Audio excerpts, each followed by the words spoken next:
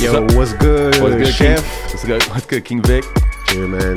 How's your week been, man? It was pretty good, man. You know, did a lot of work, dog. I'm blessed to have, you know what I mean, a busy schedule. I was able to get in there, 12-hour days. So, I'm truly blessed for that, man. And you're another year older, G. Another year older. Turned 36 last week on Tuesday. Gee, congratulations, brother. Appreciate you, man. I feel like I've been here for 10, but I feel like a rookie. You know what I mean? Like my boy Drake says. So I feel like I'm just getting started, man. Yeah. How about you? I know you took that that trip, Austin trip, man. How was that shit? Talk to us, man. Tell us about that. I just talk about it that I'm straight blessed to have this happen to me. One of my clients hired me basically to go to Austin with them to cater to their their needs as far as food. Set me up in my own Airbnb, let me access to a rental car. Basically all I did was, show up, cook for the family, and then took off. Did my own thing. I had probably had, if it was 4 days, I probably had 2 days to myself, rested up, but also checked out the town of Austin. Have you ever been there? You ever been to Austin? I've never been to Austin. Mm-hmm. I've drove by, but I've never been in that situation where like I was in Austin, had the chance to visit restaurants. I would definitely recommend it. First of all, like there's a lot going on, music wise, art wise, culture wise. I would say Austin has its own culture. Like I'm walking around, like in my mind, I'm from South Florida, so it's like fashion kind of driven, and true. So I always have that in the back of my mind, and I like that aspect of things. So when I was walking, I'm like, who dresses these people, right? Yeah. I mean, that's me looking on the outside in, but such a good style. So, everybody is so like happy-go-lucky, very friendly. As everybody I sat next to, I could strike up a conversation with. People were inviting me to go to different bars, like, Oh, you like this bar? You should try this bar. We're gonna go to just this really one next. opening. It was just that really cool vibes, and I thought about it for like 2 seconds to get a tattoo, of course, you know what I mean? But I'm like, if you really think about it, on 6th Street, a tattoo, how much would that cost? Like triple, 4 times the amount, you know what I mean? So I was like, nah, maybe it's not the time. But and let me ask you this: you as a chef, like you go to these restaurants, right. You pick out the most popular ones. You kind of like to go to. I'm a vibe type of person, man. So like, I ask people, like, you know what I mean? Like, first of all, I was on Instagram asking my friend Mike Mayorga. I was asking him because he used to live there, but he gave me one good place to go to. It was Home Slice, and then another friend that I have is Childish Brandino. Shout out on Instagram. He gave me a really good recommendation to go to Lazarus. So it was more like a vibe. Like I could have walked around and kind of like just walked into places, but I was lost. Like, where do I start? Right. Yeah. So like this one cat told me try out Lazarus. So told my Uber, let's go to Lazarus. As soon as I got out, like I just boom, music pumping, people were walking. All right, let me go sit down. I actually went through the back door on accident and sat down, and I realized there was a line to get in the freaking door. Yeah, I know. Nobody was looking at me funny. And you stayed there? I just sat there. Yeah, bartender sat, posted by. Hey, it was meant to be, dog. It was meant to be. Yeah, that's what I felt. That's what I felt too.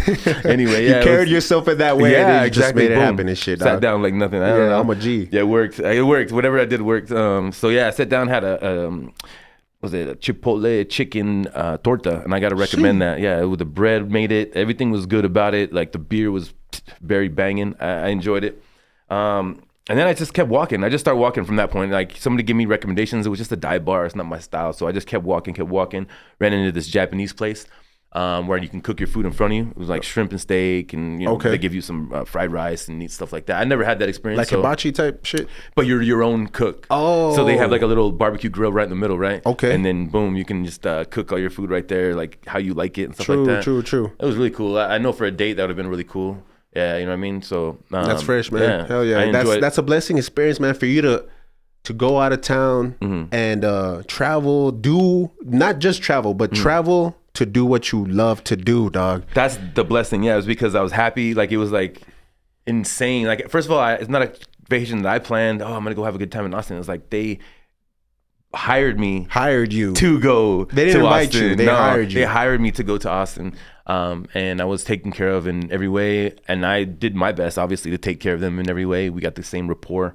Got a good review at the end, so hell yeah, it was a great experience. I already let them know that it was a top 3 experience as far as vacations in my book. You know what I mean? So far, I mean, there's going to be more opportunities for you to travel and do your thing. 1,000%. And so now that you've gone traveling to do your passion, man, like right. When you first start your dream, did you dream of that? Did you dream of like, yo, one day I'm gonna travel? I can't say that. I can't even It's not a dream. So let me tell you like where the actual dream of actual personal chefing comes from first. I went to culinary school, and I'm not the type of person at that moment where I was completely dedicated to what I was or who I was. So coming to school late, turning in work late, getting C's. On the lab, I could get A's. I wouldn't say I was a natural, but I could learn things easy and replicate it right in front of you. So knife skills I got. I was getting A's as far as lab goes, but studious wise, I just wasn't there. So lost track of where I was going, dog. No, you were saying like how you didn't dream. Right. So you know what I mean? Now you're traveling. So yeah, that's the kid I was in culinary school. Luckily, the one thing that I had was a little bit of ambition when it had the volunteer parts, and it'd be like, we have this going on, volunteer. I put my name on first thing. I would pass by and just scribble my name without even thinking.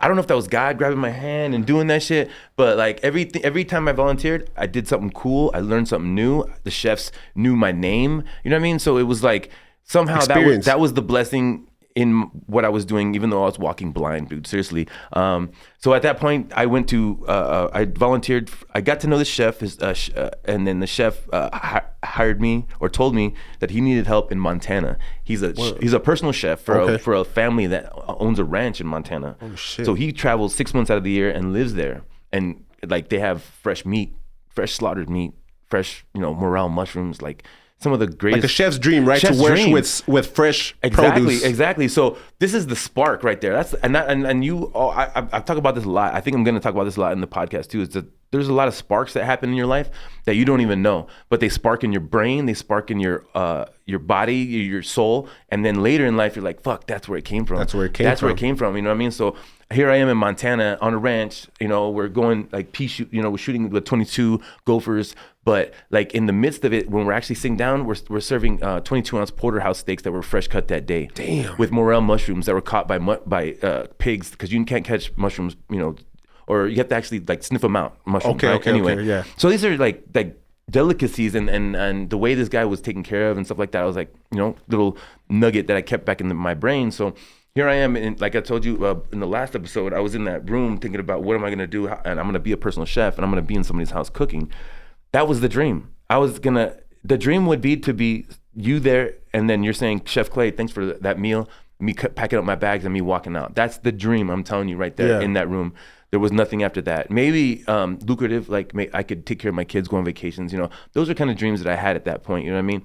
But never this level. To be asked to go with them on vacation was never in the cards. I could tell you that honestly, and swear to God, like it was never in the cards to even get the salary that I have now. When I started the business, I had doubled the salary. What I make at Costco, I doubled it as far as an entrepreneur, and I said, this is what I'm going to be as far as a personal chef. Oh. Easy. That was easy. I walked in people's houses and cooked for them easy. And then I went up another increment, right? And I was like, this is not me. I'm saying like, I don't deserve it in a way, but like I was feeling like, damn, like that's a lot of money, man. Like that's crazy to me, but people were hiring me still. And it wasn't like I was getting rejected for price or anything like that. So, which was also too like, damn, I'm charging this much. Right. Yeah. I couldn't even think of that starting off. Man. Yeah, and that's what I'm saying. So like all these, you're talking about dreams, you're talking about, did I dream of that? No, I didn't dream of this, but I'm riding the boat, and the boat is my hard work plus like giving glory to God, like thanking for the blessings. Every time this stuff happens, it's like I walk out of seriously, I'm charging $75 an hour. They pay for the groceries, and then I pay me at the end of the night, and I walk out, and then they're like, here's your tip. They're tipping me on top of that. Right. I'm like, blasted away, man. I'm doing the sign of the cross because I got to thank God. Like this is like a surreal moment. You know what I mean? Like I'm getting the respect. I'm doing what I want to do. I'm happy. People like freedom. I'm getting respect from my clients, right? But I'm also getting respect from my family, which is like all people want in life. You know what I mean? Like is for your family to be like, damn, all that hard work is paying off for that kid. You know and to your family, like you're the superstar, dog. You look like, damn, he's my son. You know what I mean? I hope, man, because like sometimes you look at your family and like, there's not a lot of hope. You know what I mean? Not a lot of people really smuling every day and stuff like that. You know what I mean? Yeah. And that's kind of energy that I had to cut off in a way. You know what I mean? For me to prosper and get to this point. You know what I mean? I pray. I thank every day for like I might have said in the beginning too that like I didn't have a G that actually looked out for me completely. Of course, that's a blessing to have, but I did have hope, of course, the family support. You know, they were telling me to go to college and stuff like that, and definitely looked out for me. My grandma, I got to shout out my grandma and my grandfather. We called him Tito here in El Paso because when I was lost at one point, I don't know if we'll get to this, but there's a certain point that I was living with my dad in Florida, in between culinary school and being in El Paso. I was living with my dad in Florida, and this is the biggest support I got in the world. But I was pretty much lost. My dad wasn't paying me. I don't know if you ever work for somebody like contractors, but it's not always money available. So I was just basically working, waiting for him to get paid. You know what I mean? And in the midst of it, I had bills that I owed from college, and it was just a mess. And I was lost. Christmas came. My grandma's like, "Hey, you know what? Why don't you come to El Paso for Christmas?" And I was like, "All right." In her mind, she was like, "You're staying with me when you get here." She bought me a one-way ticket to El Paso. Shit. It wasn't a round trip. And in my mind, I was like, "Yeah, definitely. I want to go to see grandma. You know what I mean? Like, let's go see the family for Christmas. You know, it's gonna be great." When I got there, we had Christmas, and then she's like, "Mijo, do you want me to buy you the ticket back?" And I was like, "Of course, yeah." You know, I'm like, "Yeah, I'm going back to my dad." She's like, "But it's your choice. If you want to stay, we'd like to, you know, have you stay here. You know, you can do whatever you want to do as far as food, or, you know, we'll take care of you." And And I'm like, "Oh my God." You didn't even know that was an option. I didn't even know that was an option. And all I knew I was there for Christmas. So now I had to call my dad and tell him, "Hey, I'm coming back." Because that was the option. There was no way I was going back to Florida. There was nothing there for me. I had friends, I had opportunity, this, that, and the other. But that one hand that was reached out at that one point when my grandma was like, "Just stay here," and I did it, changed my life, dude. Because Florida is the type of place that will grind you up, man. And for sure, spit you back out, dog. For sure, it's a big metropolitan. You know what I mean? Environment. I was walking the streets, like my dad wouldn't pay me, so I was walking the streets to Florida trying to get a job in these restaurants, stuff like that, man. You're just another number, no matter what. As a chef, I know I had skills, but you're just walking the streets, it's just another number, you know what I'm saying? So there you go, $8 an hour, okay? Try to make it, you know what I'm saying? $8 an hour to now traveling, getting paid to do it. Everything, all expenses paid, you know what I mean? Yeah. And that's, you know what I mean? That's exactly what we're talking about, guys. That's exactly what we're talking about, man. And you know, we're older men, but we're talking to everybody, you know, of all ages. It's not too late, man. Don't give up. Keep pushing through. Keep, you know what I mean, grinding. Find your passion. Find something that you love. Yeah. And you work hard at it and get better at that. And God will see that, and God will bless you, man, because, you know what I mean? God loves hard work, dog, you know? So yeah, and that also, that's inspiring, man. That's inspiring, bro. So when you make dreams, just realize you're going to make these dreams, and you're going to make them. You're going to achieve them, and you're going to make new dreams. Like something I said on IG the other day, I said, you know, the dream comes free, but the hustle, the discipline, the grind, the hours. You got to catch that in. You know what I mean? Consistency, that shit's sold separately, dog. So you got to dig into that. You know what I mean? Absolutely. Find that in you, whatever it takes, man, whatever motivation. But there should be no bigger motivation than your own self-worth. You know what I mean? And that, I think that's a lot of the times people don't realize they have insecurities, bro. They have, you know what I mean, issues within themselves, but they're blinded by, you know what I mean, certain things in their lives or certain people that they can't see themselves going to that next level, or even, you know what I mean, being successful, or you know, they just see what they see and on a day-to-day basis, and that's sad, you know what I mean? Yeah. And you know what I mean? I'm not gonna lie, like I used to be like that, dog. I used to be like that person that was just you know, shit out of luck, you know. But what got you out of that mind frame? You know, I think a lot of it. So before I became a barber, man, I was doing call centers, dog. You know what I'm saying? Oh, okay, like GC. Yeah, you know, GC services and shit like that. And I was good at it, but it was just one of those things where it's like, man, this is exhausting, dog. Like it got to the point where I would literally like sit at the edge of my bed and say, do I want to, like, I know I got to go because I got to pay bills, but like with every inch of me, every ounce of me, I don't want to be there. You know what I mean? 1,000. And you know, I was able to get hooked up through the first owner of the shop that I worked for, man. You know, me and him had our differences. He's out in Florida actually now, I think. And but I always give props to that man because he's the one who, you know, put me on. He did he show you some type of love that you were respected? He let me cut without having a license, dog. You know what I'm saying? I did what I did. Mm-hmm. He put his shit on the line for you. Yeah, he put his shit on the line for me, you know, letting me cut without a license. But I guaranteed him that, you know, I would get my barber license and stuff like, and I did. Mm-hmm. So We all gotta. He took a chance on me, dog, and you know, not a lot of people. I wouldn't have what I have now if it wasn't for that motherfucker right there. So wherever you are, man, if you're listening, shout out to Juice, the owner of Notorious, which is no longer a shop now in El Paso. You got the juice now, Vic. Dog. Hey, now I'm King Juice, dog. No, man. But we all got to give props to those people. You know what I'm saying? Like when I first started, like my first job, I think I told you about the Italian restaurant when I was making pizzas. Right. So I didn't have no passion or really want anything other than like not party life, but friends per se. That's what I wanted to hang out and chill. So working in that restaurant was really enlightening because I worked with the Chef Cliff, and I always give props to Chef Cliff because he was like a dad without being a dad. So I would show up to work and it was like, all right, get your chef coat on, like let's go. Like there's no, it's time to work. Hey, it's time to work. What are you waiting for? You know like, hey, what's up? What'd you do this weekend? No, just mean, it could have been that, but it was like get your chef coat on first. You know what I mean? Like get to prepping. You know what I mean? Like make sure your station's set up, and then we can bullshit. You know what I mean? And but the passion comes from me making pizzas, right? And I'm like doing my thing, and I always tell people the story because I'm like, it's perspective. Like I have my hands here and I'm looking to the right. This guy's busting his ass. Like he's got like 6 pans, sauteing everything, throwing it like chicken stock, wine, shit splattering everywhere. But he's like just getting it done, like you know in the movie and shit, like right? In a movie, yeah, exactly. You're over here making pizzas. Yeah, exactly. Barely You know making what I'm pizzas, saying? barely Yeah. making pizzas, throwing his appetizers in, and he's looking at me while he's doing that, looking at me like, hey, is the appetizer going in? Is it gonna burn? I'm like floored by this whole situation. But every day was cool. It was like a movie you were going to, right? I mean, the way the movie went was you got there, you started. He got your butt kicked, and then at the end of the night, things slowed down. You saw him close down his station. I had to clean this. Like we all had to clean the station, but as we're like seeing him walk off the station, he's walking off for a reason. He's going out there to say, "Hi, how are you doing? How'd your meal go? How was the family? Thanks for coming in this week again. You know what I mean? It was good to see you." And I'm like watching this, like this is crazy. This is like when like those nuggets in the back of my mind. I'm like, God, this is like not happiness, but I just like I want to do this. I want to make people happy, and I think maybe this whole cooking thing is pretty fun to me. You know what I mean? I like it.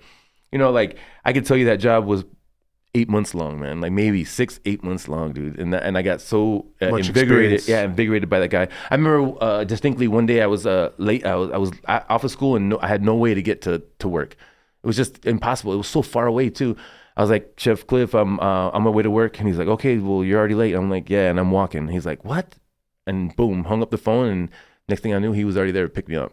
Wow. Yeah, man, this guy picked me up, and because you recognize you were a hard worker, dog, and that's what I say, man. Yeah. Like hard work beats talent, dog. It really does every day. Yeah, bro. if you hard just show up for people that you know and respect, show up for those people because you can grow together. You know what I'm saying? You can grow together, and when people reach out, like accept the help. You know what I'm saying? Exactly. Accept the help. Don't be too big to not accept the help. The ego, man. Let the ego fall. Yeah, you know, 1000%, dude. I feel you, bro. Because you know, like coming up, that was my first shop, and I would literally ask older vets, you know what I mean? And this is the crazy thing about it, dog. So like I said, I started off at 26, and I talk about vets that were there before me, and these cats are like 22, 23, 24 years old. You know, I'm the oldest motherfucker in the shop, but it's my first year. Right.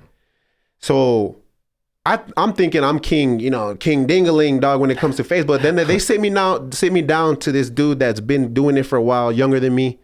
And he was getting it, man. His clientele, boom, every 30 minutes, boom, boom, boom. He's knocking them out. And I'm like, yo, what the, you know what I mean? So I try to stand next to him like, yo, let me see some tips. Show me a few. He's like, real shit, man. Like, I can't show you my sauce, dog. Oh, really? Damn. Real shit, dog. And that's the kind of environment that I came from, man. Right, competitive, yeah. Super competitive, dog. But maybe a summer. I started in March. Over the summer, I had built a skill. I was always a natural, but I just needed to tweak those skills. By the new semester, you know what I mean? Because when you're a new barber, you really start off, your clientele is based like high schoolers, man. If you can make it in with them, you're good. Right. So I started cutting up a lot of people. First client I take from this guy, not really take, but he's like, oh, you're busy? I'm going to go with Vic then. He's looking like, oh shit. The same dude that didn't want to show me none. Yeah. Now I'm like, okay, like I'm just as good as you. Next thing you know, like, you know what I mean? We're talking together, whatever. And he's like, "Yeah, man," like in a joking way, "Stop taking my clients, dog," you know? And I'm like, "Hey, you know what it is? You know, they come up. You know what it is?" And it's like, I if you would have just showed me, dog, I would have been like, "Yo, Miggy showed me," or you know what I mean? This guy showed me how to cut. But now that, because I had to kind of sit back and kind of watch from a distance, I feel like I'm pretty much like, I didn't have no guide, you know what I mean? And that, to me, it feels a little better being where I'm at now, because like I really got it from the mud, dog. Like no one was there for me, bro. Yeah, you had to do it You know yourself, what I mean? I had yourself. to do it myself. Even when I put myself in the situation, other than Juice, Juice was like, "Yeah, you work. Go ahead, dog. Here's 20 walk-ins a day," and I'm and I'm, you know what I mean, brand new to it. You know, at the you crib, gonna learn today. Yeah, you're gonna learn today. At the crib, I could kind of take my time, but now I'm like in this fast-paced environment. I'm like, shit, man, I really ain't shit. So You there's know like, what I mean? so it's similar to the kitchen then. Is it like a hierarchy? There's the vets, there's the people who put in their time, and then there's the Like the when grunts. you, to me, the way I came up, dog, is a rookie in the game, first day in. Yeah. You're the dude that's cleaning. You're the dude that's cleaning all day, but at the same time, it's your responsibility to watch these other barbers that are more successful than you and learn off of them. Yeah. You know what I mean? Maybe not be like all on their nuts or whatever, but you know what I mean? You just can back and take little and practice. You know what I mean? Be there, first one in, last one out. Make sure everything's clean. Make sure everything's, you know, everybody's taken care of. Because at the end of the day, like, you're learning valuable skills and techniques for free just by you working there. So that's my take. I don't know how it is now. You know what I mean? Might be a little different, but there is a hierarchy, I would say. You know what I mean? The manager, the owner, obviously, the manager who runs the shop, and then you have your oldest vet that's been doing it, that kind of backs up the manager, and then everybody else trickles down from then. You could kind of see the work ethic. You know what I mean? Yeah. Obviously, the dude that's coming in later than everybody else and leaving earlier, then he's probably gonna be last in the totem pole. You know what I'm saying? Right, but like, yeah, man, it's a very competitive business, dog. How do you embrace, or what do you think about competition now, as far as like how many years you got in the game? I've been cutting for 10 years, dog. So what do you think about competition now? Just in general, what do you think about competition? I think competition's good, bro. I think competition's good because, and I feel this because I've been cutting in my studio by myself for a while. Right. And I was starting to notice, it's not that my cut started lacking.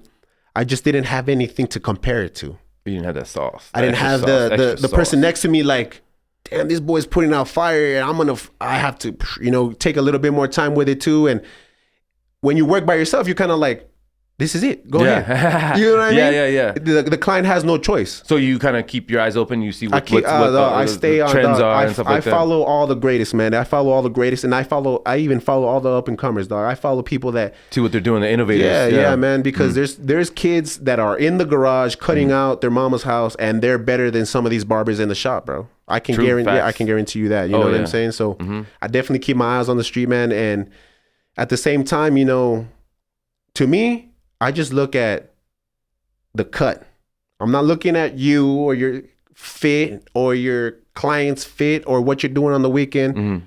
Like, I'm strictly for the passion about it. And I'll sit there and critique your cut, but I won't say nothing to you. But, you know what I'm saying? Like, I'll say, oh, you know what I mean? This and that. And I'm the same way too, because when I'm looking in the mirror, I'm like, oh yeah, I need this. You know what I mean? Right, yeah, I can kind of like, that's something I would like to get involved in later on. You know what I mean? Maybe judging barber contests or whatever like that, or even teaching, man. That's, you know what I mean? Definitely in the future, definitely an instructor. You know what I mean? I would love to do that. I would love to teach the game, bro. Yeah. I was offered, not offered, but I mean, kind of just sent a message to apply for a culinary instructor over at Southwest. I mean, that was a good like confidence boost, but also like to think like they asked you, or they asked me like from my pictures, like somebody had said, I work at Southwest, you should apply for the culinary instructor position they're looking for. And I was like, man, that's like it's like, oh, you get these little validation pieces, and of course it adds to your ego at once. But like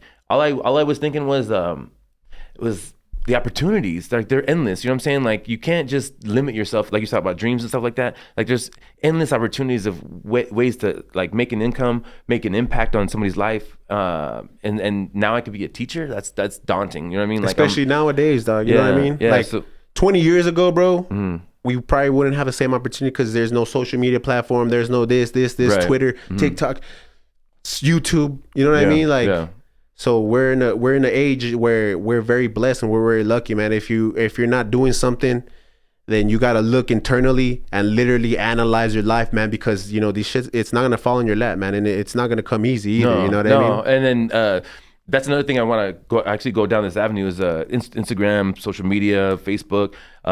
That's what helped me market what I had, my dream, my idea. I bought a book by Gary Vee. It's called Crush It, the one I gave you. Yeah. Basically, that book unlocks each channel of social media, how Instagram works, how Facebook works, how LinkedIn works, the audience that each one has and why it's different. You know what I mean? What you should come across. Like for instance, Facebook, they want to like be involved in a story, you know, what's going on, and you have to paint this picture to them. Whereas in Instagram, it is a picture. They want a picture and then some dialogue on what the picture is, right? So there's a way to communicate in each avenue. So I read that book, and it kind of boosted me to know the knowledge of social media, but also it unlocked the fact that I can do so many things. You know what I mean? Like by my pictures, by my own words, free advertisement, free advertisement, and you know, you're boosting followers, but by boosting followers, you're boosting eyes on what you're doing. I mean, seriously, like it was so hard to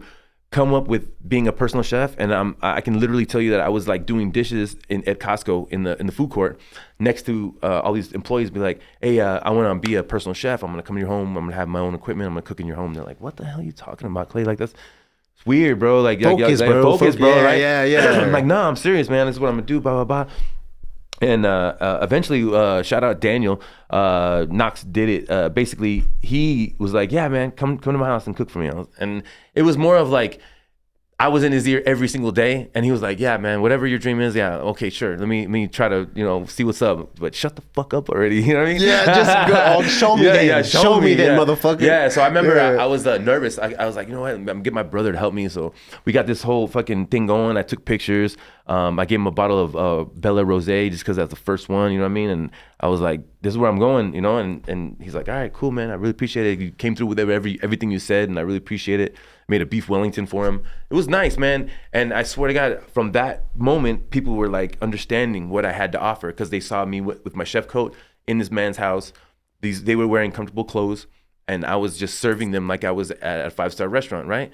So it was all about the fact that social media helped me transmit my actual dream or my idea into their real life into their phones. They're like, oh, Clay said he could cook, but damn, he can cook. Look at that. He's not doing, you know, huevos con chorizo. This motherfucker's getting down. You know what plated. I mean? It looks plated. It looks nice. You know what I mean? Yeah, exactly. So like one by one, like, and it's the consistency too. Let me tell you, as far as social media and marketing and having a dream, it's consistency. So it's every single day, every single week. If I wasn't cooking something, I was cooking something for myself just to post on social media. Or I did meal preps. Meal preps was my ticket because I had so many gaps in my schedule that I was like, what am I gonna do? Like, you know what, man, you're right. Yeah. So I would be like, hey, can I make you meal preps? And then like, yeah. And so I would make gourmet meal preps that I could take pictures of, and then boom, I would send them out. And then people were like, you make meal preps? What the hell? And I'm like, yeah. Of course I make meal preps. And things would just spur, boom, boom. You know what I mean? But would you say that was kind of like fake it till you make it type shit? Like, it's I wouldn't want to say fake though, but I want to say always fake it till you make it. Putting out that it's your perspective, because I'll ride the fake it till you make it bus till I get to the fucking this is who I am Porsche. You know what I'm saying? It's all good, dog. I don't like you can take it however you want to, because in the moment I was being real.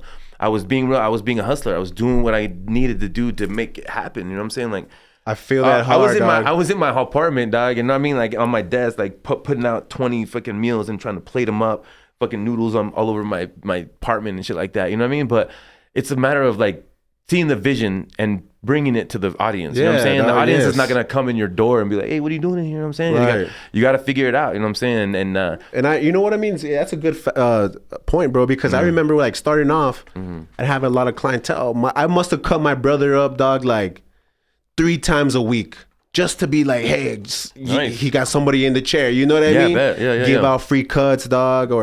And you know what? Even at the beginning, man, where it was scary because you got to think like you go to a shop and the shop's new. Right. You're new. You know what I mean? You're not getting that flow because you're helping starting it off. Sometimes you're leaving with no money. And dog, I literally You know what I mean? At the time I was going to school, I was getting financial aid or whatever. Yeah. And, you know, my girl don't know this, but she about to find out anyway.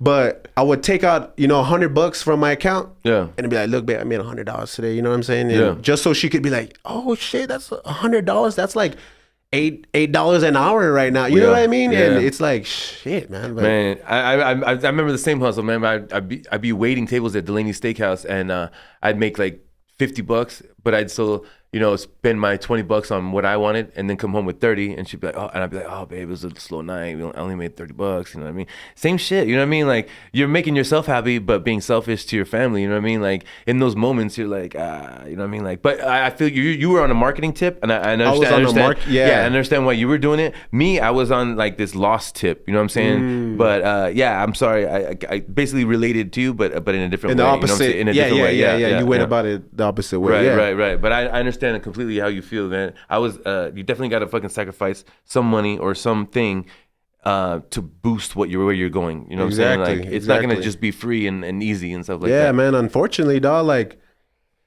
in those moments, bro, like I was even asking myself, like, damn, like, is this gonna work? You know what I mean? Like, I'm taking money out of my own account to flex on my girl.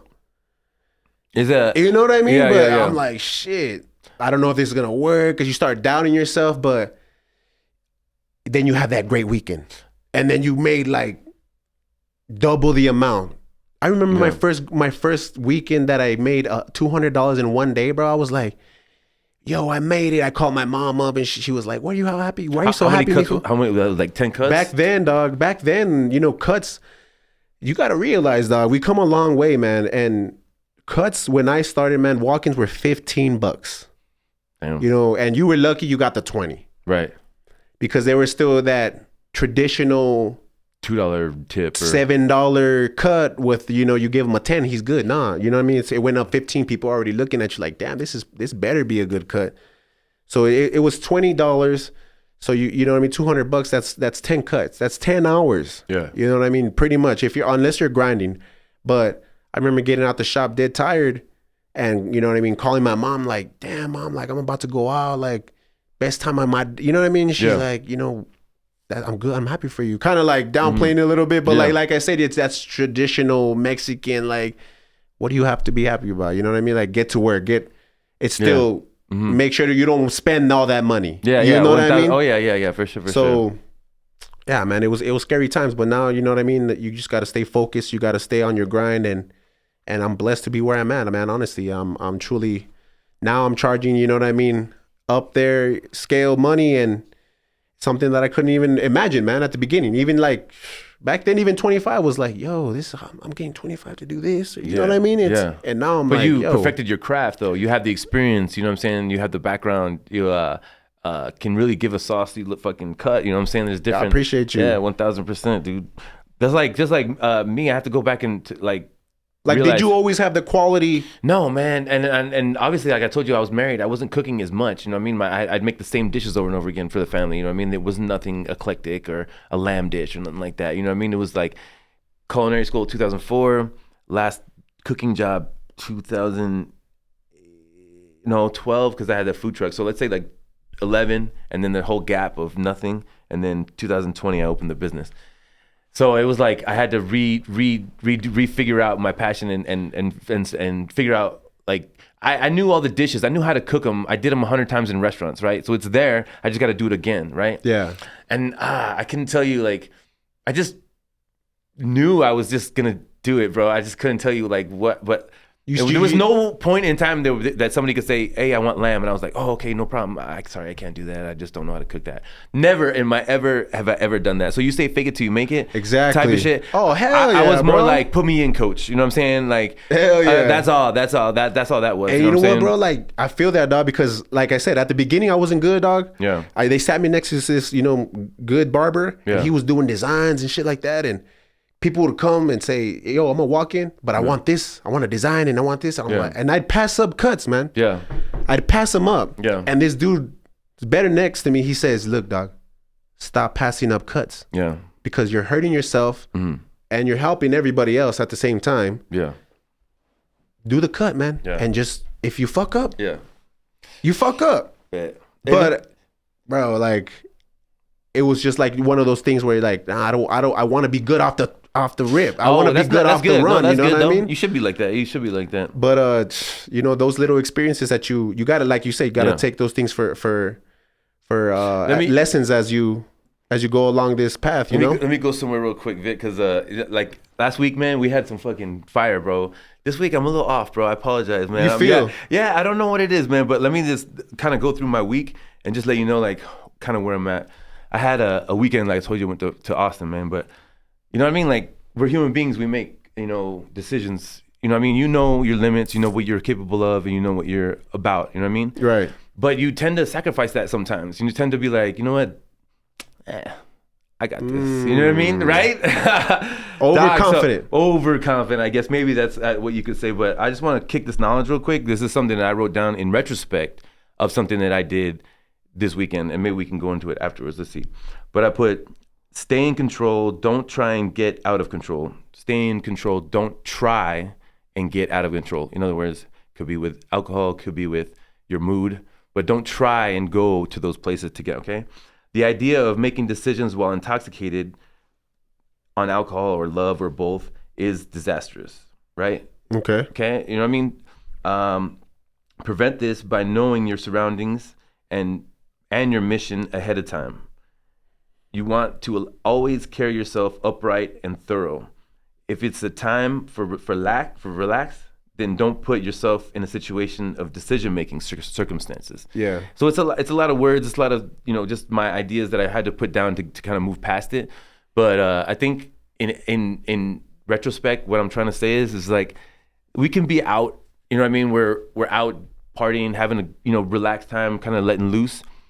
We know our limits. Why would you drink more and get intoxicated so that you make a bad decision? Like, obviously, you have these preconceived notions going into the night. Like, either you're gonna, I'm gonna go talk to this person, or I'm gonna go, to this concert, and you know what I mean. Like, you don't want to get intoxicated to you don't remember the concert, or you don't want to get too overboard that you don't remember talking to that person or what you said. It's regrets. You know what I'm saying? And you know what? Though? I think a lot of it is, don't make reservations for.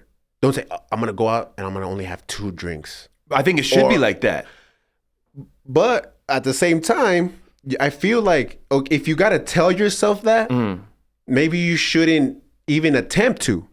Because dog, I'm a drinker, bro. Right. You know what I'm saying? I used to drink. So we need to talk about this. I don't drink anymore.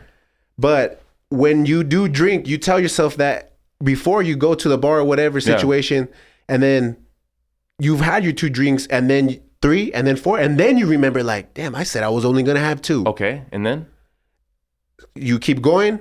That's the part I'm talking about. Why do you keep going? Why do we keep going at that point? You know you're not gonna be able to handle yourself. You're gonna say something stupid, or your mood it's might just swing because of the straight intoxication, dog. You know what I mean? It's just the alcohol. Like it gives you that sense of fuck it, like I don't care, or who cares, or I got it. But liquid courage. You know what I mean? Courage. But I mean, put the camera on yourself at that point. You know what I mean? Like, courage is one thing, but what do you look like? How are you acting? How are you talking? You don't know. You don't fucking know. Yeah, you don't know until the next day.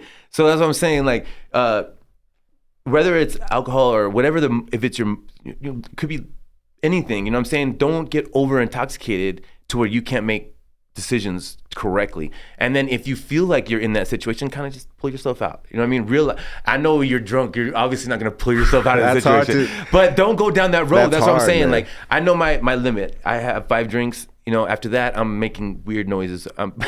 Who knows, bro? I'm turning red on the collar. I don't know, man. But like, I enjoy having 5 drinks, and that's it. That's just me, and that's where I'm at 40 years old. Bro. Let me ask you this. Yeah. Because you wrote that. Yeah. How many drinks did you have? Dog, I don't know. You know what I'm saying? So my day started at like noon. I had a beer for lunch. I had sake for my second lunch. Okay. And then once I got to where I was going, I was drinking the rest of the night. I mean, at least an hour at least. So you didn't even know. And shots. So it was just like, okay. So when you went out on that trip, you're on the airplane. Yeah. Flying in the sky, Texas. Yes, dude. I know the answer. I know the question. And you're saying, I'm gonna go out tonight. Not that night. How no. many drinks am I have? I know. Yeah, I'll take. Did you say that every to single yourself, night? though? I took care of myself. I mean, I was driving. I had a drink, or I did whatever I did, but I didn't do too much. I left early. You know what I'm saying? I did all the right things, bro. I did all the right things. No, but I'm saying, okay. What? So like, obviously you're in a headspace where it didn't. Okay, those few drinks a day or whatever, it doesn't affect you. No. But okay, let's say after that night where you did have more than 5, Right. you were intoxicated. Yes. You woke up. Mm-hmm. That day, did you have anything planned to cook? No, that was my plane ride back. Okay, That was let's my say dinner. say you had a brunch. Yeah, let's say I did. Oh, I wouldn't have drunk that much. No, bet 1,000% I would not have drunk that much. So you're good then. You know what I mean? I like that, bro. Thank you, man. I appreciate that. That makes me feel better. And that's what we're talking about is like celebration and knowing when to celebrate. Yeah, good point. You know what I mean? I love that. Bro, this man was out of town. This man was out of town. I love doing something he loves. Giving perspective on my own. You know what I mean? Not just that, but everything else is paid for. So my boy, do it up. Yeah. Shit, like I would have been tempted to be like, shit, I want to get through too. You know what I'm saying? Yeah, 1,000. It's just human nature, dog. But you know, I give you respect, dog, because like I don't have that outlet. Yeah. I can't. I mean, don't get me wrong. There's times where I feel happy and I'm in a good mood. I'm like, damn, some good, nice frosty one would go hard. You know what I mean? But I know what that'll do to me. Mm-hmm. So I have to find other ways to celebrate. And for the most part, I'm pretty good on that, man. You know, I take it's not as like either way, much a respect, wild man. night. Mm-hmm. You know what I mean? But to me, it's like, hell yeah, you know? Oh, dude, we all have our fucking ways of balancing ourselves out because we work so hard, we stress. We need to just figure out our ways to balance ourselves out. You know what I'm saying? Like, I drink sometimes just because, you know what I mean? Like, I stop by a place like District, get tacos. Of course, I'm gonna have a beer, you know what I mean? Ordering a lemonade is kind of weird at District, you know what I mean? But I could do without. I really could. Like I told you, my mother's an alcoholic, so I know the demons that alcohol brings out, you know what I'm saying? So if I could, I would erase alcohol out of my life, just like you did, man. Much props, dude. I appreciate you. I'll always give you props for that, man. That's a big time thing because alcohol messes with your mind, bro. It really corrupts and it gets in there. It almost like diseases your mind. You know what I'm saying? So you to get out of that, they're called spirits, dog. But the thing is, like, I meditate, and the reason I meditate is because the guru that got me into it, besides my cousin, is Dr. Dispenza, and he's a former neuroscientist. So he used to do surgery on the brain. Oh shit! And he changed his profession to talk to people about how you can use the power of your mind to heal, to change your life, to change who you are. It's not too late and stuff like that. So, you coming back from alcoholism, bro. That's just proof that your mind is way more powerful than you even imagine. Oh, for sure, because dog. alcohol is a drug that corrupts your mind, your body, your soul, everything, man, everything. Yeah. And you washed it away, bro. So mad props, man. There's not a lot of people in this world that can do that. Yeah, bro. I appreciate you, dog. You know what I mean? I appreciate you. It's been a journey, man. It's been a journey, and honestly, like I'm in a place where, like, man, I love my sobriety, dog. You know, I love it. I wouldn't change it for mad props. You know, I think on my birthday actually. It was my first time going into a bar. Okay. You know? Okay. And I was nervous. I was super nervous, super anxiety. And I didn't want to let my girl know because I know she was trying to, you know, show me a good time or whatever. And at the same time, this is something that I told myself is like, I want to conquer this. Right. So, you know, we made a day about it. We woke up, had breakfast, took a cruise, you know, went to the bar. We went to Rubrics on Montana. They have like, you know, games and shit like that. So it's cool. It gives me something else to do other than just, you know, sitting there drinking. Oh, yeah. Hell yeah. So, but I was still nervous, man. And it was a Tuesday, dog, like at 2 p.m. So I know it was going to be dead as fuck. Right. But still pulling up, I'm like, damn, what if I see somebody? What if I get offered a drink and I have to explain? And you know what I mean? Yeah, but, you know, as soon as I walked in, I was like, yeah, like, nah, this is chill. Like, you know, I'm ordering my club soda with lime and shit like that, and you know my Red Bull, and it was a vibe, man. It was a vibe. But my girl was doing her thing, and we were playing pool and shit. You know, it was just like that was a celebration to me. That was a time to be, and I was also happy about the fact that I was in the bar, and it wasn't a big deal. Nice, man. Overcame you know, that. I overcame that little hill that I was always in the back of my head. I was like, damn, like.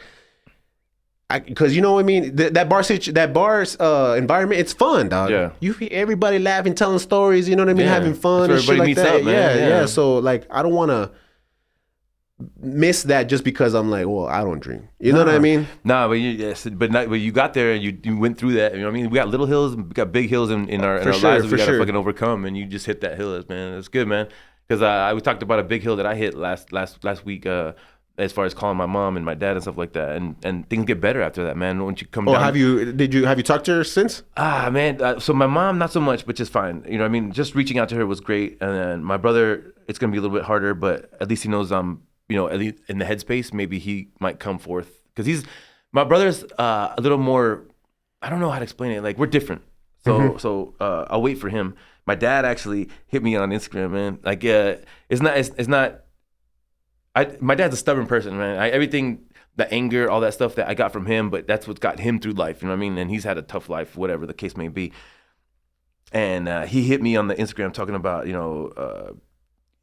normal stuff that he would say, keep going, big dog, and love yous and stuff like that. And it's like, I haven't heard that shit in 3 years, bro. Yo. So it was dope, man.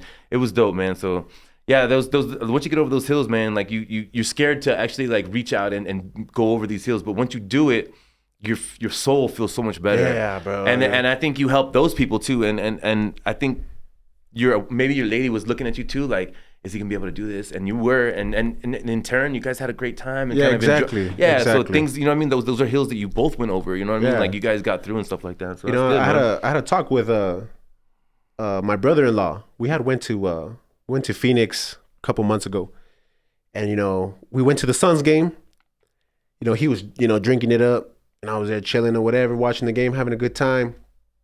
And we go back to the hotel, and it's just me and him. We're waiting on the girls. We're waiting on my suegra, which is my mother-in-law, and my girl, to come back from their concert, So we're there chopping it up or whatever. And he's like, real shit, man, like, do you ever see yourself drinking again? And I said, nah, man. He's like, all right, cool. Then it's no problem for you to go to these places and have a good time, man. Like, don't miss out on certain situations.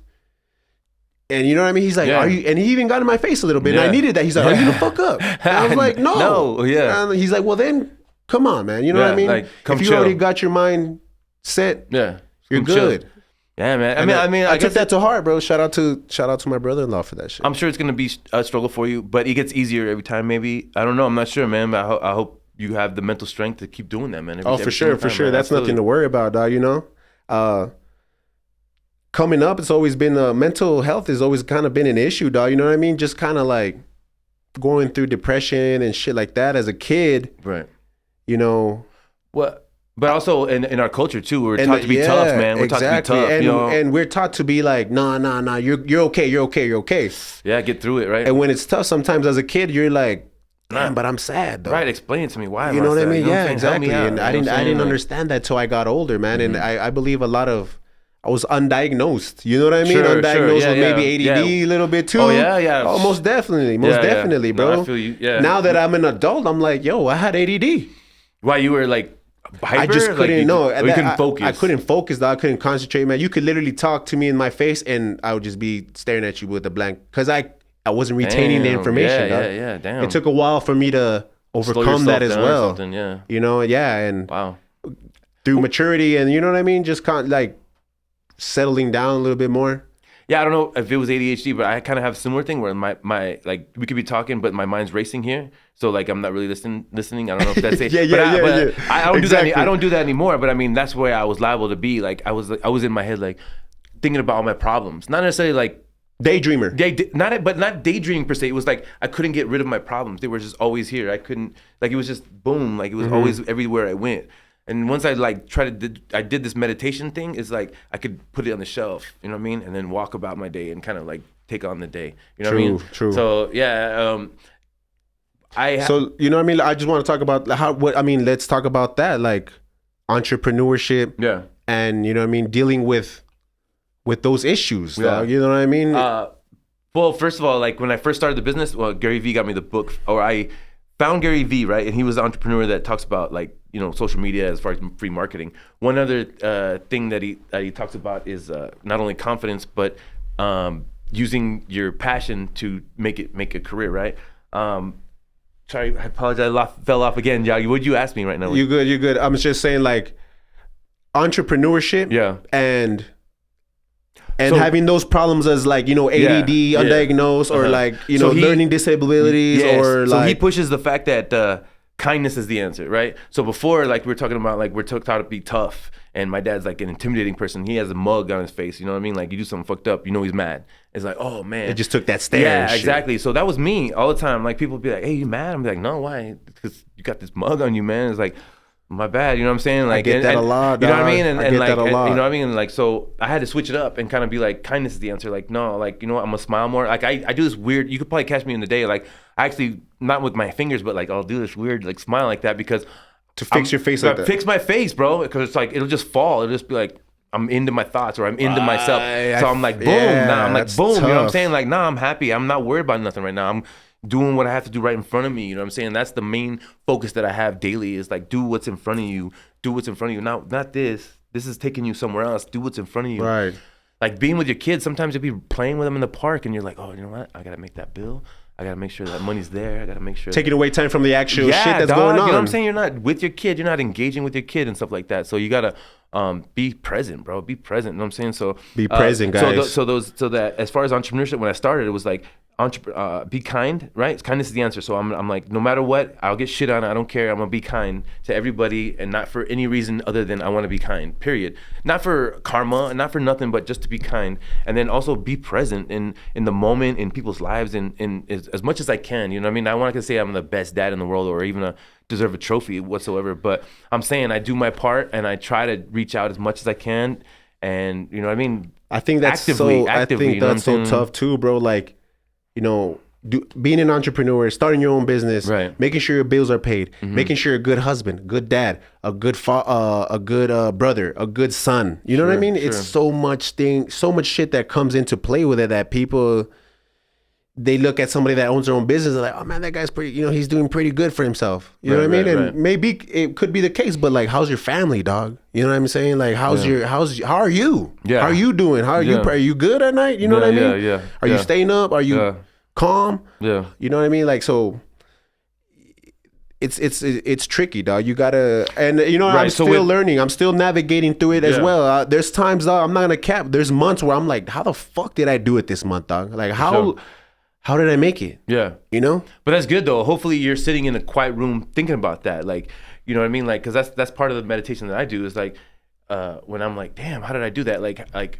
for instance, when I haven't really meditated about going out of town in Austin, but I have meditated a lot about the accident as far as like how I'm able to get through that, how I'm, you know, a different person from when I was before. So it's a matter of like having that retrospect and listening to your inner voice. You know what I'm saying? So quiet room or just quiet meditation, putting your hands together, getting that mudra going, and then listening to what your voice has to say. You know what I'm saying? Like, okay, yeah, you're talking about intuition, right? Well, the inner voice. It's actually inner voice. You just close your eyes and in a quiet room, listen to what you're thinking. You're thinking, and it's one by one. So like whatever's on your mind first, boom. Oh, the lamb that I cooked, was it good? Did they like it? Okay, and it floats away. And then what's next? You know what I'm saying? That lamb, I already thought about. I thought about everything I need to think about that lamb. Okay, now put it on the shelf, and I'm like, man, I should have ask that customer if this, that, and the other, or you know what I mean? Like you start thinking, and then you're like putting all this stuff on the shelf, and then after a while, you're like, I got a clean slate. You know what I'm saying? Like, what do I really want to think about? What do I really want to critically think about right now? It's like, nah, you know what, my business could really be doing more sales. How could I do more sales? My internet, my DMs aren't been popping off. Maybe I could DM that one cat that was interested in a dinner and just give him more information. You know what I mean? So all of a sudden, instead of being like cloudy headed and stressed out and worried about all this stuff, like I've already took the time, an hour out of my day, to be quiet and in a quiet room to put all that stuff on a shelf. And then it might creep back. I'm not gonna be like, oh, it's gone, it's never gonna come back. But you're able to focus singularly on one thing that you really wanna fucking excel in, right? And then come back to it, like, oh, you know what? That lamb did fuck up, but I'm gonna make it better the next time, or whatever the case may be. But and, you know, like meditating, I like I said, dog, like it's hard for me to focus. I feel like if I meditate, I'll have the same thought over and over and over. You will. So what happens, what I like to do is I'm starting to journal. Like I've always liked to write and shit like that. Absolutely. So, you know, putting your ideas on paper with ink, yeah, for sure. with dude. ink, so you can kind of like, okay, I already, and then check it off. Yeah. And tell yourself like, all right, like, okay, I put it on paper. That's it. Leave it there. Yeah. And try to think of something else. What else is Hell there? yeah. You know Same what I thing. mean? Same thing with your dreams, though. I mean, it could be like, I want to do this, and put it in pen and write it down. You know what I'm saying? Keep your journal and stare at it, man. Because like I have a similar journal. I have a journal for like meditation, and I put stuff on a shelf, but I'll write it down too, because it helps you actually not only put it on a like mental shelf, but you're putting it on a physical shelf, you know, somewhere. Yeah. What was I thinking about the other day? Oh, Yeah, right, yes. Okay. So then also, you know what I mean? Those dreams that you want, like, you know what? I have a dream, and I want to do a culinary competition in here in El Paso, right? Gee. Yeah, right. So First ever. Who could Yo, be? we I don't know. gotta Maybe do we've it. already had one. I don't know. We gotta man. do it. I think I've never heard of that shit, I'm but we gotta manifesting it do as it. we speak, bro. I'm manifesting it, but I'm telling you, like, I want to do a culinary competition. So I wrote it in pen, and I have it sitting there that I stare at it every day. So I hold myself accountable. I'm like, am I gonna?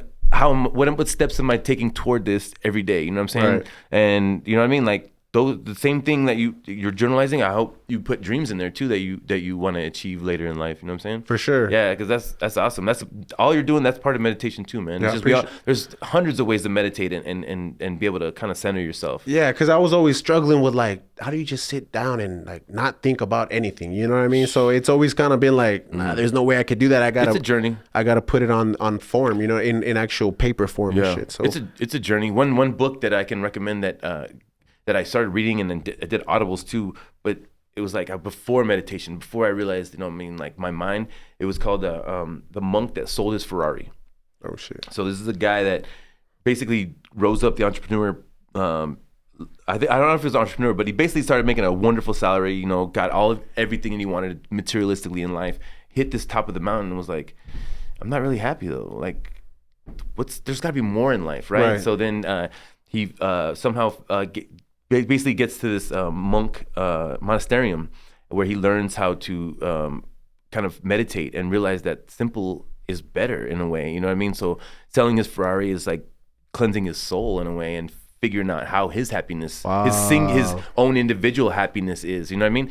Maybe for Joe Blow, it is actually having that car, and that's what makes him happy. But this person in that book sold his car, and that's what made him happy. You know what I'm saying? You know what I mean? Yeah, and that's true too, dog. Like, obviously, when you say I'm an entrepreneur, people think like, oh, okay, he makes a lot of money, or he makes his own money, and it's not just about that, dog. You know what I'm saying? To me, it's like, of course, I want to be able to take care of my family. I want to be able to do things for my future children that I wasn't able to do that my parents weren't able to do for me or whatever. You know what I mean? But of course, the money is the main shit. But to me, it's more of the freedom, that you have to do whatever you want to do wherever you can, and kind of just inspire people to do the same thing. You know what I mean? And I think for me, that's where it lies the most. It's not so much the money. Yeah, that's cool.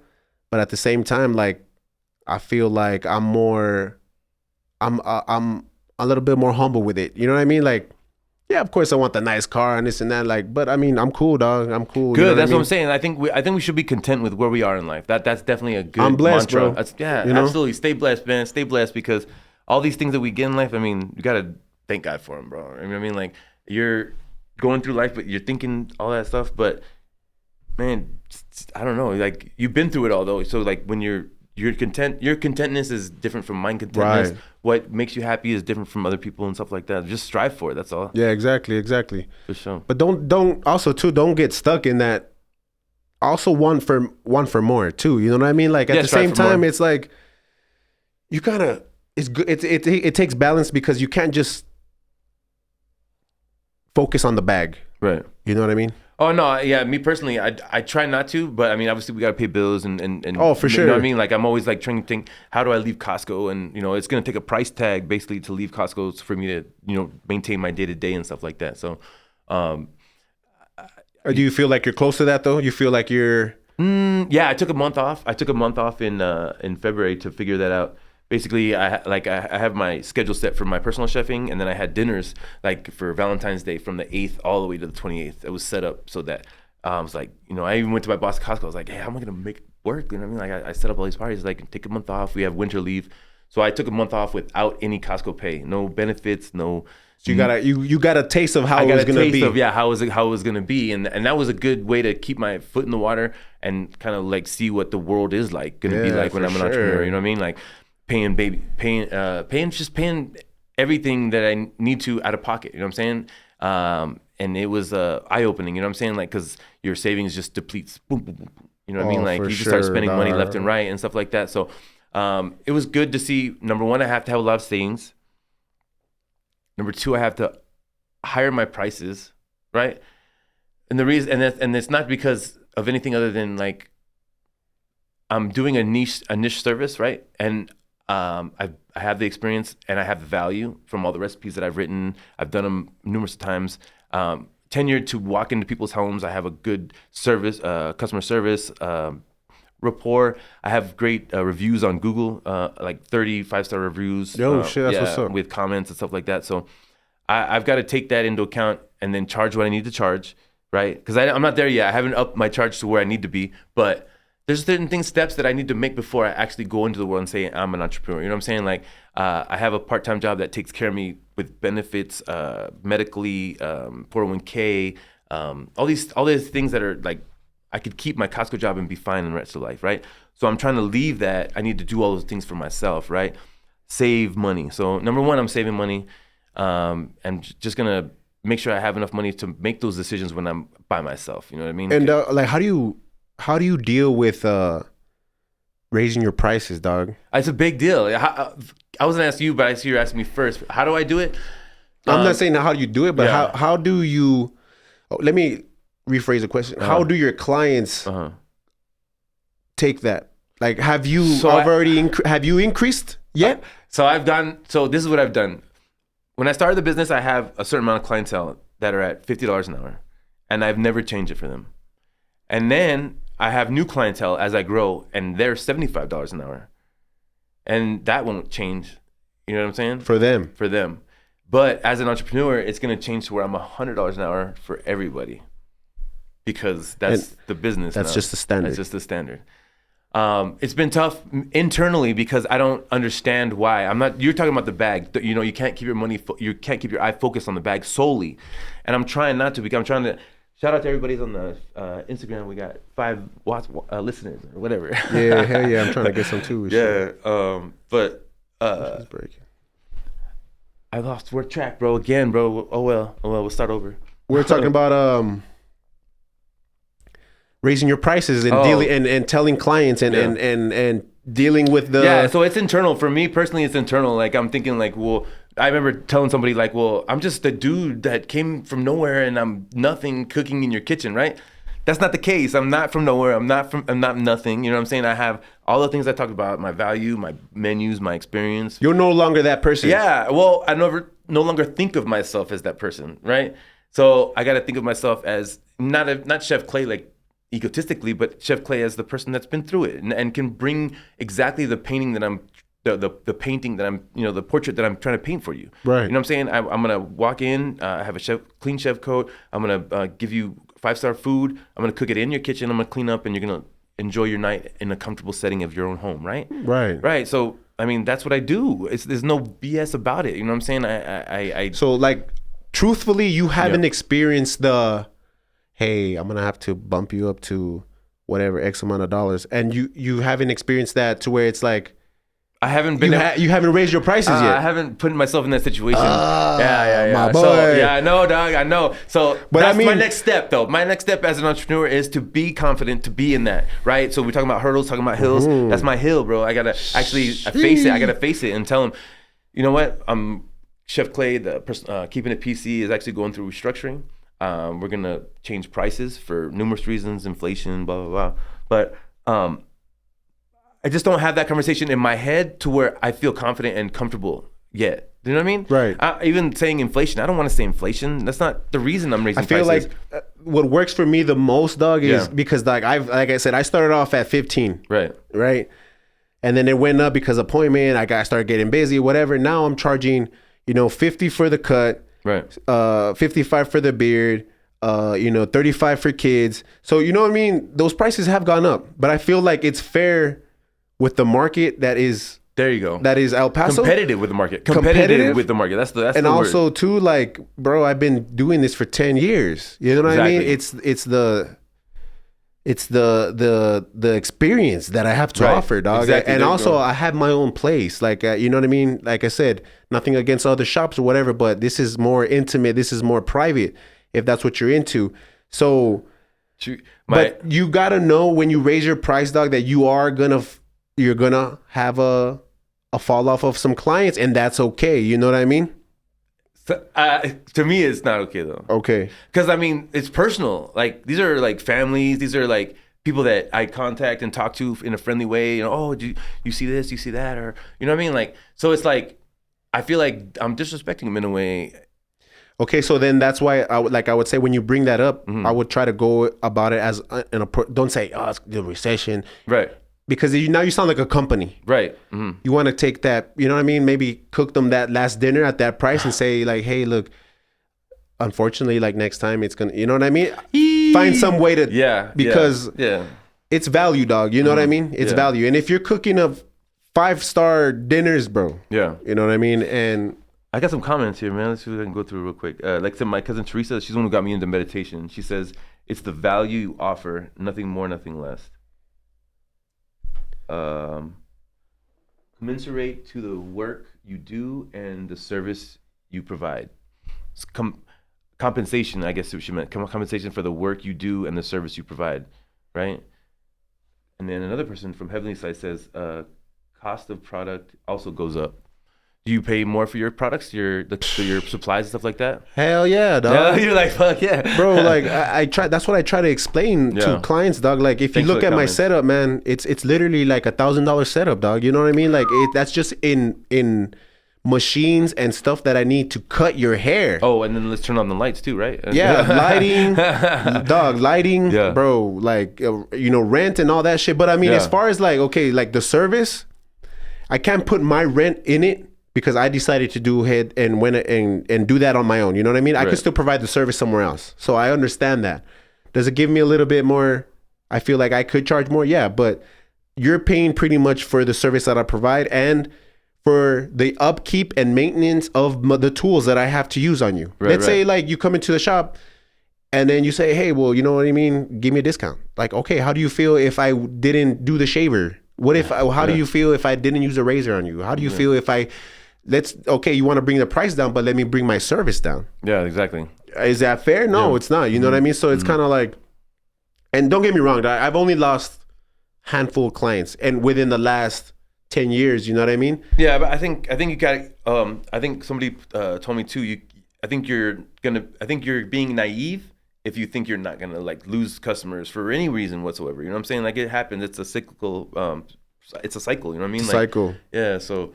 And that's what I'm saying. Like, okay, so let's say, because you're booked right now. Right. Mm-hmm. Okay, so and those clients that aren't paying the premium. Right, the premium. And let's say you meet a new client and you're charging him the new $100 fee. Right. And he's a good paying client that could get you more clients like him. I'm liable to bend, bro. I'm liable to bend. I'm not the best businessman in that sense. No. Dude. Yeah. But like my initial thought is I'm not gonna just bend completely. Let me get in the door. Let me cook for you, and then taste my food and the experience, and then I'll back up after that because I'm gonna charge you $100 after that.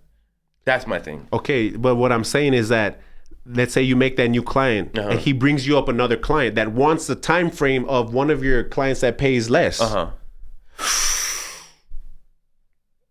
That's not, to me, that's easy though. I don't mind passing that up because I respect that client that I have more. You know what I'm saying?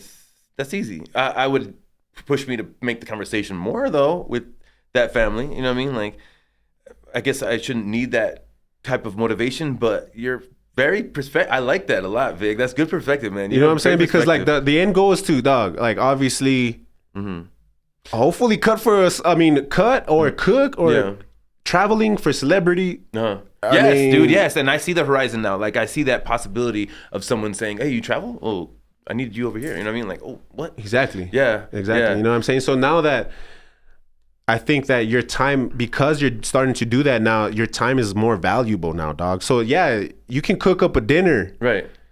like that quick. Yeah. For that amount, but it's now the time. Am I available? Yeah. Because this dude's flying me out. This dude's fucking. He's paying for me to stay somewhere. He's paying for my ride. He's paying for me to fucking come to Austin cook, and then I gotta come back. I love this, but people get riled up about this, man. And I wish I could, or I felt the same way. But I'm just trying not to change, because like this is the attitude and this is the personality that got me here, right?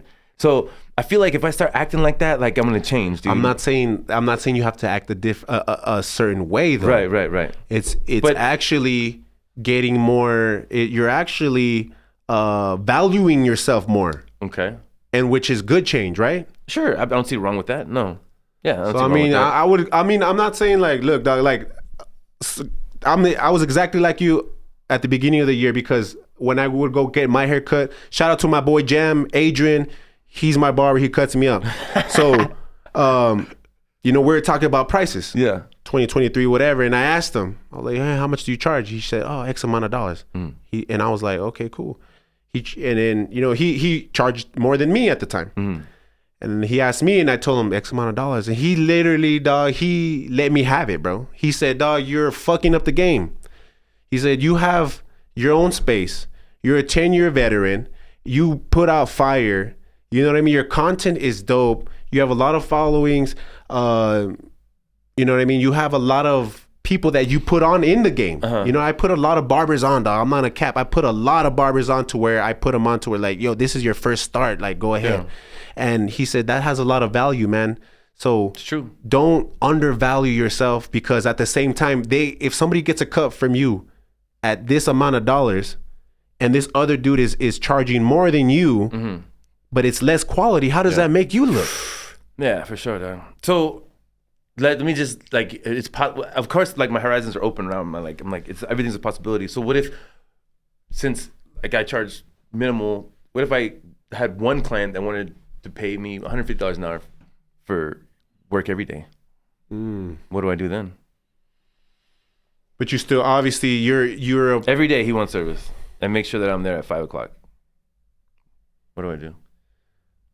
And so regardless of what other clients I have, honestly, bro, like you have to, for the goals that you have. Yeah, I will take that client, dog, because that's every day. Yeah, bet. And at the same time, like you have that spot filled. Yeah. You know what I mean? So it's not like you're missing out. Nah. It sucks because you got it. Like you said, you grow into this personal relationship with these people, dog. Trust me, bro. Yeah. Trust me. That's one thing that I've learned is to separate business myself and pleasure, or friend. Yeah. Because like I've come into contact with people that I'm a cool ass dude. When I cut you up, man, I'm gonna be your friend because like I value your service, dog. You know what I mean? So I'm gonna treat you like boys.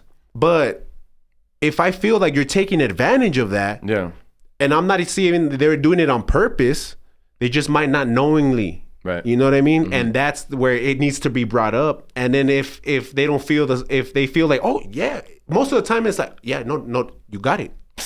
Most of the time. And that's what I feel too. I think it's gonna go like that too. I don't see my clients being like, oh, what? Oh, well, let me check my budget. I don't see. Maybe it could happen like that, and maybe I might have to, cut down to maybe instead of 4 meals, 2 meals, or some kind of bend, but not as far as like my growth. I'm sure they wouldn't be like, no, that's. Get out of my house. Yeah. You know what I mean? Like, I'm sure. Get the fuck out. No, but I think they respect my growth. They know where I've come from too. Like I told you, my clients that are at $50, I've been with them since the beginning, basically 2 full years, man. Like 2 Christmases. You know what I'm saying? Like it's crazy, right? I feel you, bro. I feel you, and I'm not gonna lie, man. I have had some clients that I didn't want to lose, and I'll leave them at, but. I also have that talk with them where like, you know what, look, dog, it's gonna be just for a while. You know what I mean? Like I understand, but also too, dog, I've helped clients out. Like, yo, I got an interview, dog. I don't have no money. Come through, bro. I got you. Get that job. I'll cut you up, and I know the blessing's gonna come. Absolutely, I've done that, bro. I've done that. So, you know what I mean? I know that you just gotta put value, dog. Value in your service, value in yourself. You know what I mean? Yourself. Yeah, I just struggle with it. You know what I mean? Because I want to keep my same identity. This person I changed into 3 years ago, like all I did was basically change my personality. I'm the same person, same experiences, but I just changed my personality in a different aspect of how I see the world. So I don't want to go through another change that would be detriment. Just yet, though. I guess. I don't know, man. I don't know. Maybe I'm just being a puss. I don't know, man. The thing is like I've built something that's a monster and I just want to control it. You know what I'm saying? I just want to control it and do the right, I feel say that. it, dog. I don't want to make, what did Rick Ross say? I don't want to make I don't want to make decisions quickly. I want to make them correctly.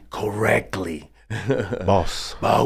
Yeah, I feel that shit, dog, for real. So, but I mean, I just don't see any other way, man. I just don't see any other way. I think that is a correct move. And you said you've been doing it for what, 3 years already? Well, say May 2020. That's when I like did my first dinner. So that's 3 years with no increase. Yeah. How much has the world increased percentage wise more in man. those 3 years? I swear, some of my like closest friends, man, have been giving me the same type of advice, and I just need to soak it in and kind of realize it, man. I'll be there soon, honestly, and I'll tell you, it's getting easier to make that conversation in my head with my clients, honestly, and I respect everything you're saying, dude. Yeah, for sure. And I don't mean it in any disrespect. No, dog, I don't because, like, take it that way, bro. Like, I feel like, you know what I mean.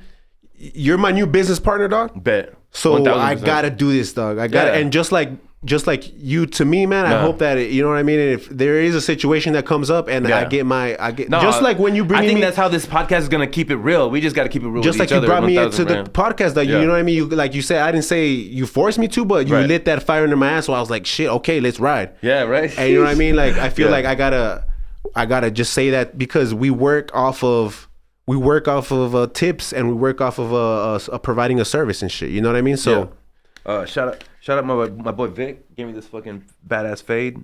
Check the fade. Yeah, King Vic. This shit's like, oh, it froze. Oh, bam. Yeah, I know, man. I don't know what's going on, but yo.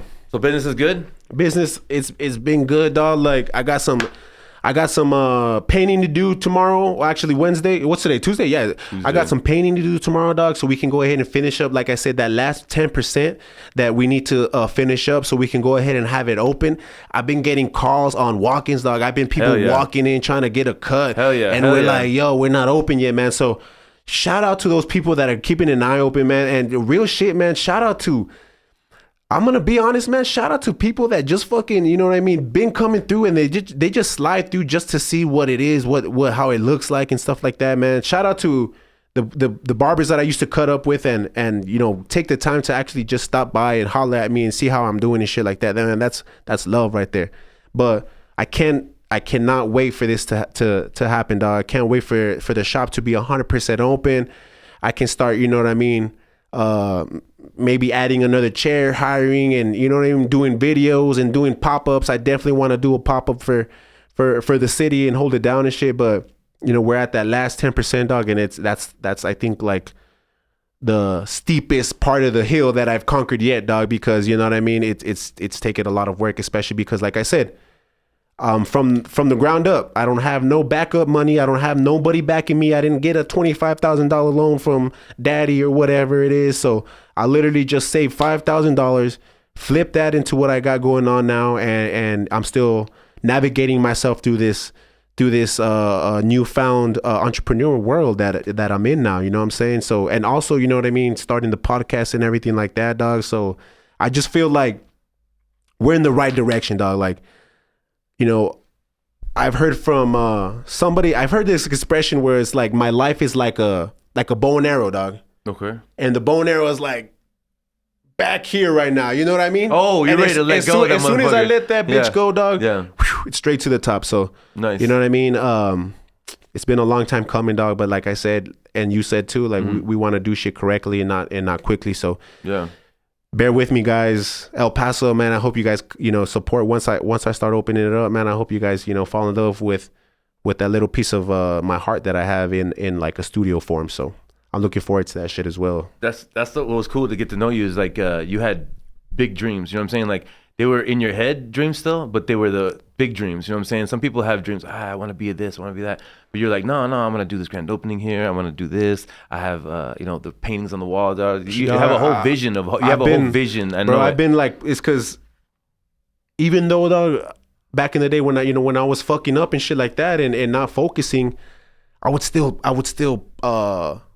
burn ideas in my head. I would still like ponder, and I would still like, yo, I want this, write shit down. And, you know, I was a big dreamer. Yeah. And I did have the hustle, but I didn't have the discipline. I didn't have the consistency yet, dog. And that's, once I learned that and the clarity, whew, it's over, dog. You know what I'm saying? So, but at the same time, I want everybody to know, like, I'm in my own lane. You know, I mean, I'm in competition with myself and nobody else out there. So, you know what I mean? There's nothing stopping me at this point, dog. You know, Dope, nothing like stopping fire. us, man. That's why we came together, man. Yeah, I like that fire, man.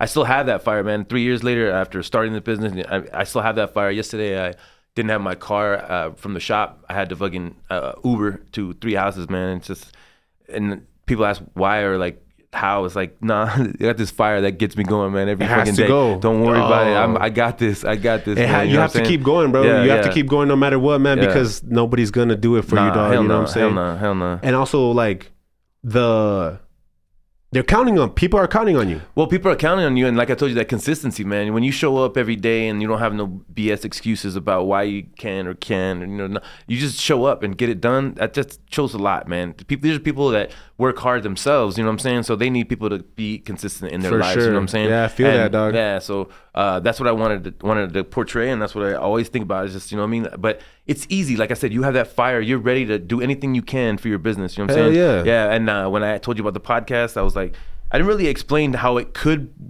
be. I wasn't like, hey, we could get supporters, we could get this, we could do that. I was just saying, dude, we could probably do a podcast together. And you were like, I got to make the right move. Think about it.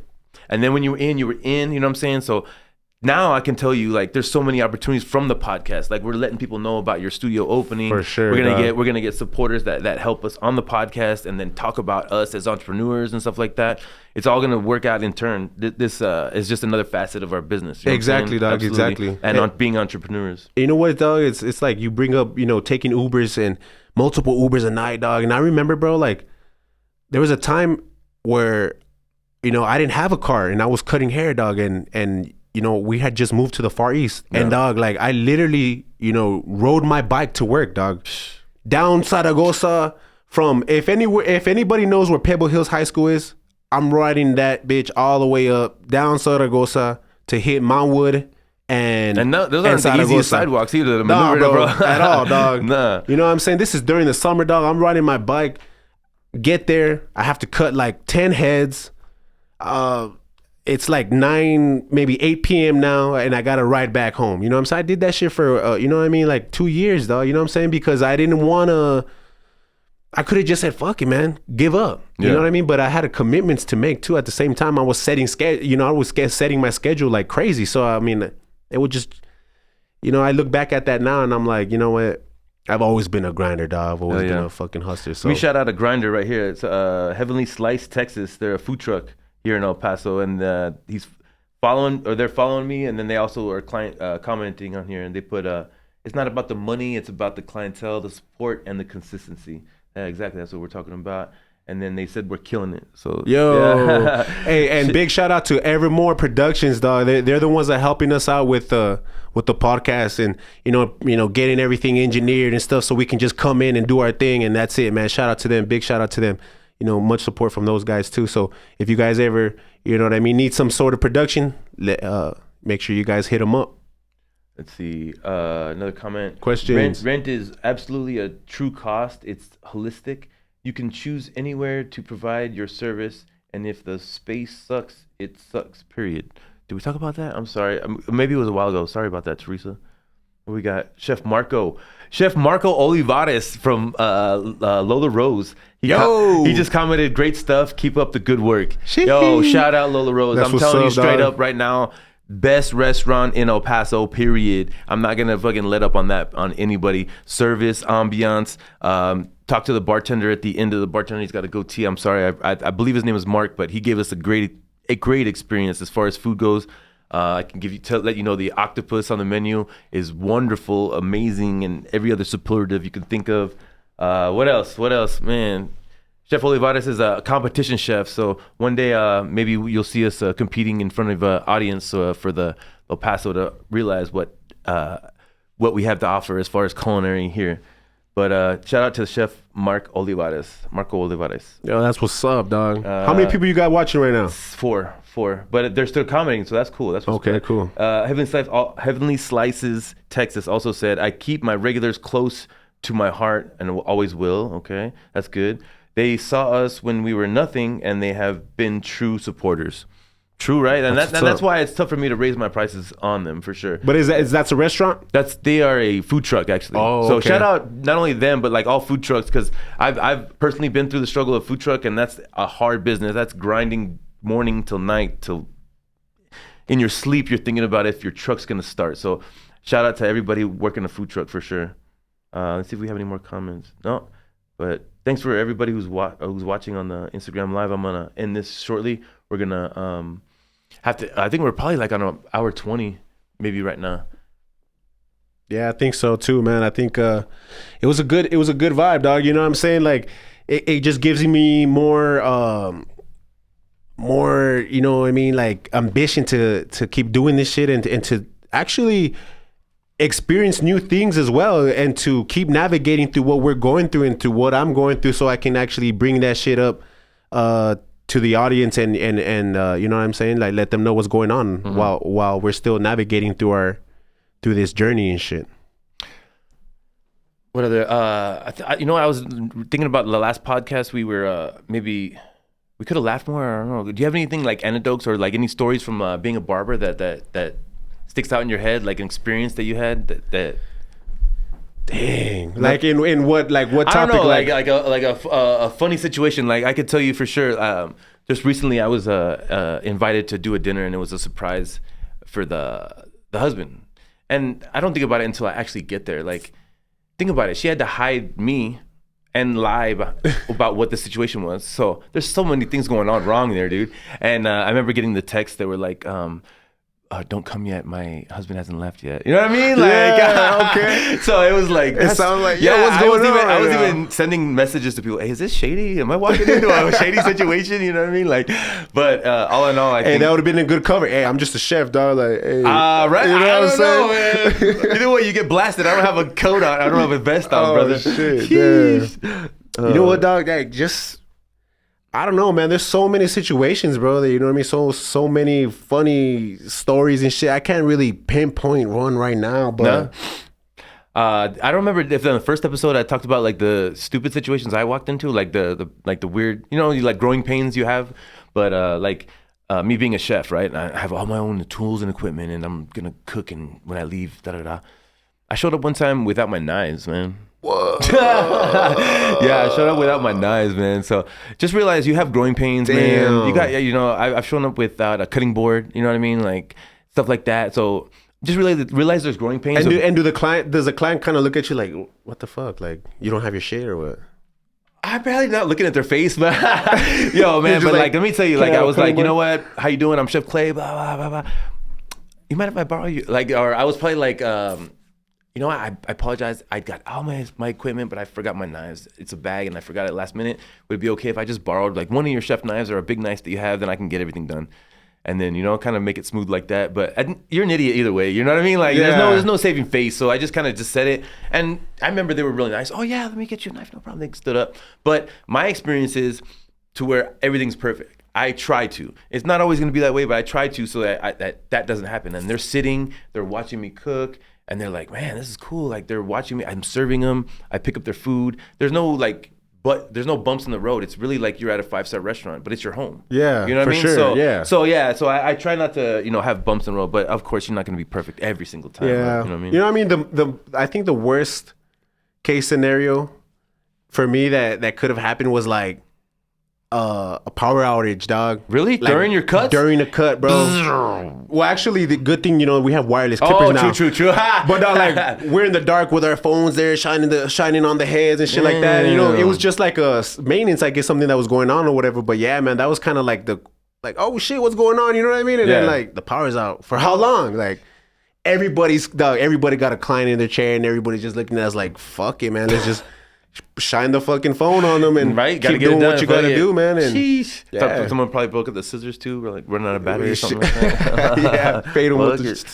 So I think we got that's the second episode down, bro. Second episode down, dog. Yeah. Yo, we're gonna keep doing this, man. Yeah, like we I just said. keep doing this. I promise I'll have a clear head. I walked in here with a little bit of a cloudy head. It's all good, yo, dog. it was good. Thank you, man. You fucking helped me though. You know It's what I mean? all good, dog. It's all sometimes we good. have shit just dwelling on that head. You can't even fucking let it loose. But The you know yin what I to mean? your yang, man. Yeah, boy. bet. You know what I'm saying? Especially on this podcast, it's good to get all this shit out, man. I hope everybody's listening and understanding that we are in the struggle with you. We are there. We are not people that are millionaires or even fucking are claiming to be completely successful. We're still on that mountain with you. We're on that mountain with you, y'all. We're still in this mission. So all we're trying to do is motivate, man. Yeah, we're not stay with even us. trying to like teach. Yeah, we're just giving you a beef jerky to keep that step going on the hike. Yes, You know sir, what I'm saying? yes, sir. And maybe that little Gatorade. Little you know Gatorade, what I mean? yeah, exactly. Also, too, maybe, you know what I mean? Me and Clay talked about this.